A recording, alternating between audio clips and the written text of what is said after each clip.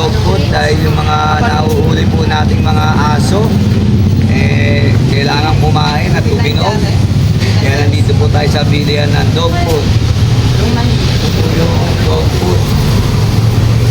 Sarap to, pre. Tikman mo kaya. Ito po yun. Kaya isang sako. Okay na yun.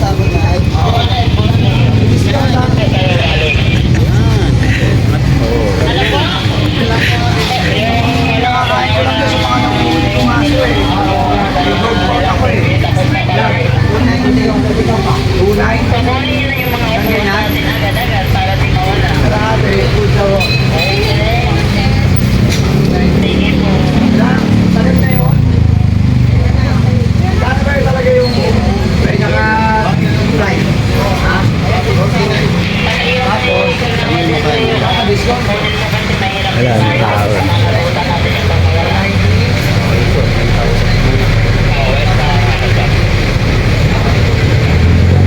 Normal set.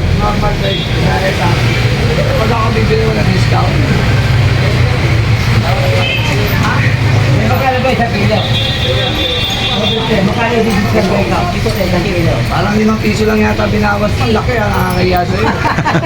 Hindi sana ako bumawal. Boss Orlan. Boss Orlan. Na magkausap.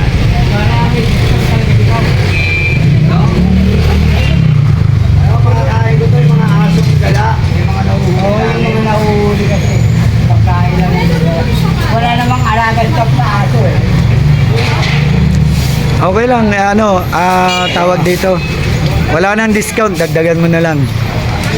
Ito ka muna 5 Mahal kilo. pa pala sa bigas ko. Mahal talaga yan, pre. Parang mas pato ko rin kain ng mga asong. Ang kabang bigas magkano, pre? 1.5 sa aso, 2.95 kilo, ha? Mahal pa nga ba? Doble ang halaga. Kalahating crop, tsaka candy corn. Bili na muna tayo ng ano. Sa aso ba? Magkano isang kilo? Sa aso, oo. Pampot lang naman. 1 kilo. Ay, ba isang kilo? Magkano ba ang mahal? Wala bang mas murang pagkain ng maganda? Vloggers pala. Kasi para hindi mo naman yung mga asal lang eh. Ano ba yan? Mumurahin lang. Ito yung 1.3 lang. Ito na bibili namin yung 1.3. Kasi yung mga nauhuli ko lang aso yung nakakain ko eh. Inaalagaan nila nila. Pang-imported pala yung binibigay mo sa akin eh. Bali ang araw ka, 20 mahal, kilos. mahal pa po yung pagkain ng aso sa tao. Una yung check daw. Isa na tayo sa kilo eh. Sabi ko 5 kilo lang ako. Sabi may sister. Ano nga, nangangalay na ako. Hello? Ganda sugar.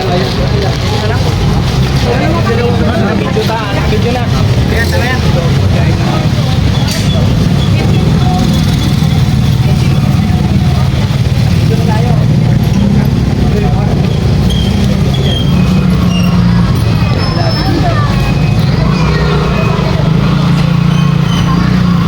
Malayo pa po.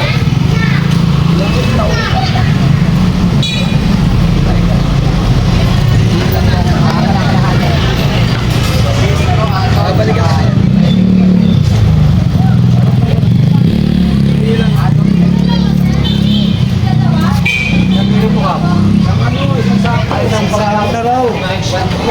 Kilo pa yung ano. Pag 2 kilo lang binili, ubus agad yun. Dami na aso din. Ang pangulo na aso din. Nakakain pa namin.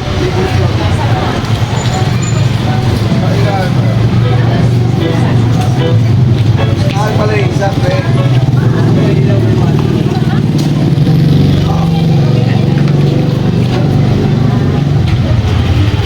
Ay, naka-video.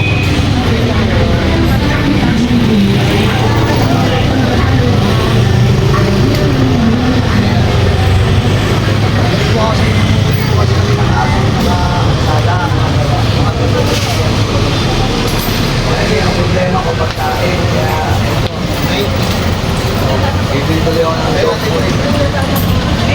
asong nauhuli nun eh, kaya walang makain. No?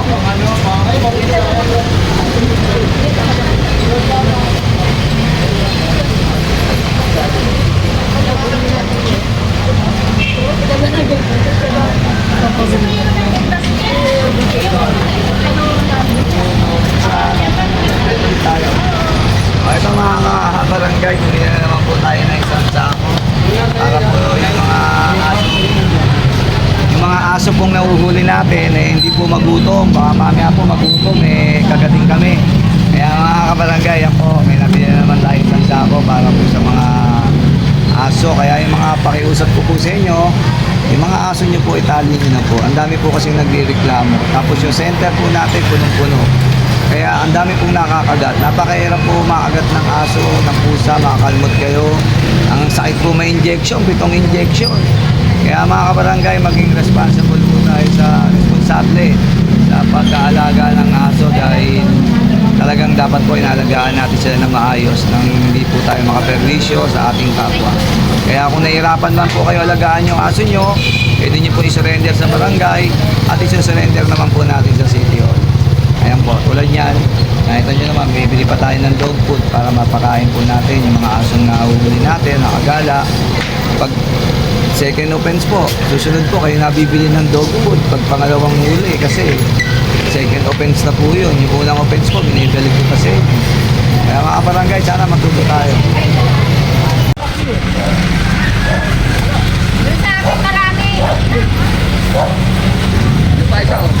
Ayan. Oh, angat mo yung ano.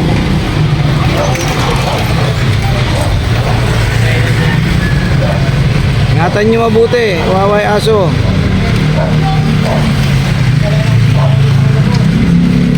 Ayan mga kabarangay.